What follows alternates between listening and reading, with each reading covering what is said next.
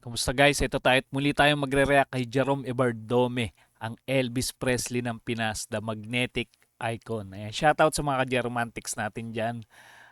Ito yung nakita kong video guys, napakaganda awitin ito, yung My Way. Nakakantahin ni Jerome Ebardome sa RJ Bistro. Panoorin natin to. My way.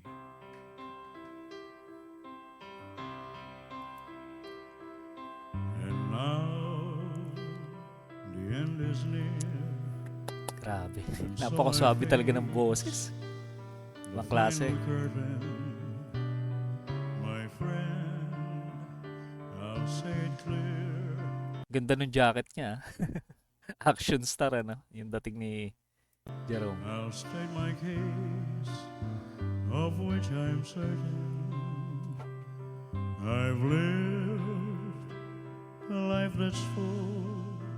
I'll travel each and Yung mga nasa likod niya nakangiti talaga eh. Talagang na-amaze no sa boses ni Jerome. every highway. Elvis na Elvis talaga yung Oh, dating more, at tunog. much more than this. I did it my way. Regrets, I made a few, but Ito yung pinakagusto kong cover ni Jerome ng kanta ni Elvis. Talagang mararamdaman mo yung ano eh, yung Elvis Presley no sa boses niya. Talagang pagpikit mo. Elvis na Elvis talaga yung maririnig mo. then again, Husay. too few to mention. I did what I had to do, and saw it through without exemption. I planned each charted course. Pero alam ko ang original nito si ano eh, si Paul Anka eh. Tapos may version din si Frank Sinatra no. Tom Jones meron din yata. Each careful step along the byway, oh, and more, much more than this, I did it my way. Yung may nag-second voice. Ganda ng boses nun ah. Yes, there were times, I'm sure you knew, when I bit off more than I could chew.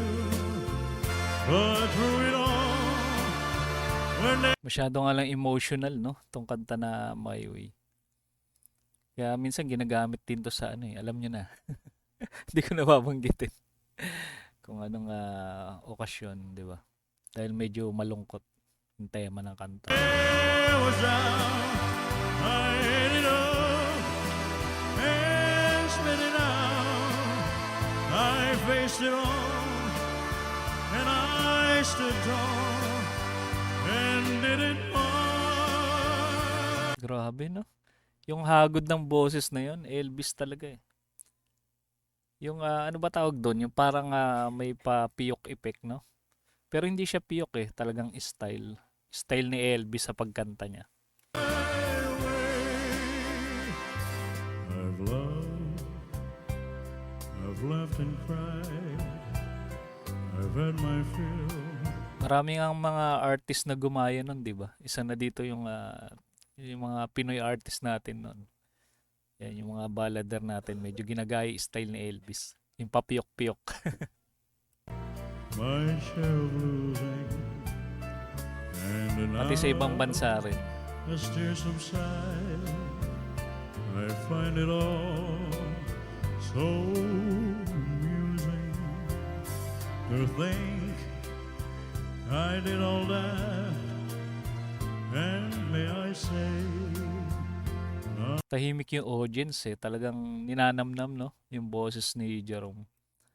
Para silang nanood ng live kay Elvis Presley. not in a shy way, oh,